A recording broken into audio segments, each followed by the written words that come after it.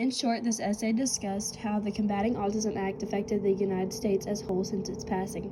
Autism is a disorder that affects socializing many people, and that can often lead to bullying for many children with the disorder. Thankfully, the act would bring about change, as before, autism was not clearly defined, and many children suffered as a consequence of misdiagnosed or oftentimes being overdiagnosed. The Combating Autism Act brought forth many changes in how people view autism spectrum disorder, and helped foster ways to better understand the disorder and aid those who have autism in a way they hadn't before. Over 75 years, the definition of autism has changed drastically, and in the 1980s, it became an official disorder, signed in 2006 by George W. Bush. The Combating Autism Act was an amendment in the Public Health Service Act. The act was enacted by the 109th United States Congress. It is intended to create awareness about autism and provide federal support for autism research and treatment, and create awareness and support it did.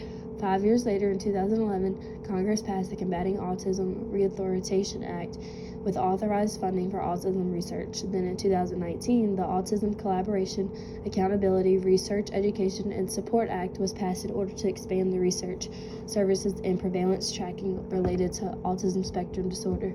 These feats all eventually led to programs with As Autism Speaks, which advocate for the betterment of people with autism and research into autism to help diagnose, treat, and potentially cure autism.